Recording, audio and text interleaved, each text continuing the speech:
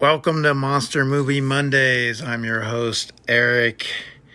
And this week we dive into the atmospheric world of Frankenstein, where the superb acting by Boris Karloff made him a bona fide Universal Studios star.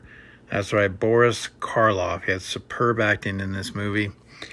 And Frankenstein, where you dive into the themes of nature, of humanity, and the monstrosity within ourselves. And James Wells brought this universal masterpiece to life. Many will say, arguably, that Frankenstein is one of the best, if not the best, Universal monster films. Obviously, The Bride of Frankenstein was very polished as well. Coming off the success that Universal had with Todd Browning's Dracula, this kind of pretty much set the follow-up, about a story about a man who played God and in the process created a monster. But did he? Was Frankenstein monster misunderstood? Or was he a true monster? When this film came out, the studios, they provided a special prologue, a warning as proactive measures towards religion groups who would object of a man taking God's power. And of course, the famous line where the mad scientist says, "It's alive! It's alive!" when he successfully reanimated his monster in Frankenstein. Well, that line, the American Film Institute lists that as one of the top 100 movie quotes in the history of U.S. cinema. However, that was not the full quote. It was supposed to be, "It's alive! It's alive! In the name of God, now I know what it feels like to be God." However, it was controversial, and so that's what kind of led to the prologue, the special prologue, as a warning towards religious groups who would object of a man taking God's power. The rights to Frankenstein from play format was bought for $20,000. And they had ran tests for Bela Lugosi as Frankenstein, but Lugosi in makeup as the monster had studio execs pretty much laughing, not really taking him seriously as the monster, which opened the doors for Boris Karloff.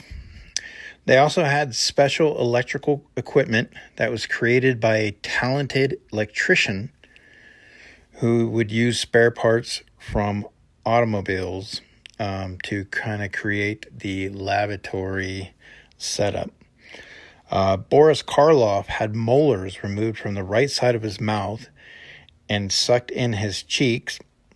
And the makeup, they had blue-green makeup, which when it was shot in black and white, gave it the grayish look that you see.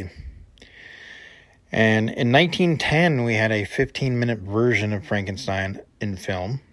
In 1915, they had a feature called Life Without Soul, and then an Italian short called The Monster of Frankenstein, before Universal had Frankenstein in 1931.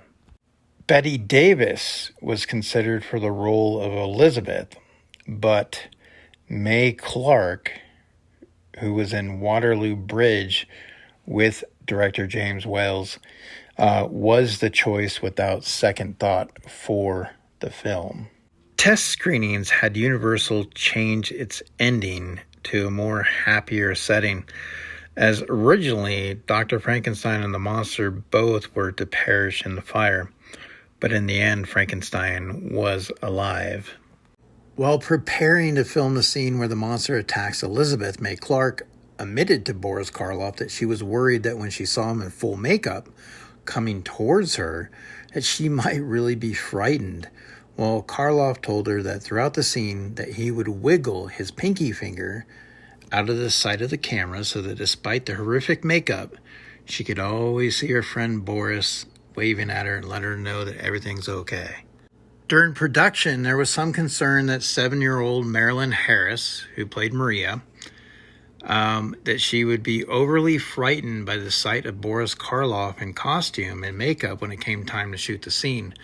And when the cast was assembled to travel to the location, Harris ran from her car directly up to Karloff, who was in full makeup and costume, took his hand and asked, "May I drive with you?" Delighted and in typical Karloff fashion, he responded, "Would you, darling?" Then she rode to the location with the monster. Now, this is interesting that the monster's makeup design by Jack P. Pierce is actually under copyright to Universal through the year 2026 and licensed by Universal Studios License. So I wonder in the next couple of years how that's going to be affected, if they're going to renew or how that's going to be taken upon. Now, Universal went on to have Frankenstein be in several films, such as 1935, you had the sequel Bride of Frankenstein, which Elsa Lanchester was brilliant as the bride. In 1939, you had The Son of Frankenstein with Boris Karloff and Bela Lugosi. And then in 1942, you had The Ghost of Frankenstein with Lon Chaney Jr., Bela Lugosi. And then, of course, Frankenstein meets the Wolfman. You had House of Frankenstein, Abbott and Costello meet Frankenstein, just some of the notable ones throughout Universal. Even in today's time, through pop culture, Frankenstein has continued to resonate with classic horror movie fans. And obviously anchored by some of the most iconic movie monsters, Universal has stamped its mark in horror. So we have to give props to Mary Shelley, who started writing her novel about Victor Frankenstein when she was 18 years old. And it's amazing how someone can create a story like that at that age. But we love the fact that she did and provide us the platform for Universal Studios' Frankenstein. And of course, the castle itself is in Hesse, Germany. It's located about 1,210 feet on the Odenwald mountain range, and obviously was a perfect place for Frankenstein. And just to point out, the name Frankenstein consists of two German words. The first one is Frank, which is the name of a Germanic tribe, and the second word is Stein, which means stone. So it translates to the stone of the Franks. And of course, Frankenstein just wanted to be loved. That's all he wanted. So he was in search for a bride. But that is another story to tell. Hope you've enjoyed this one.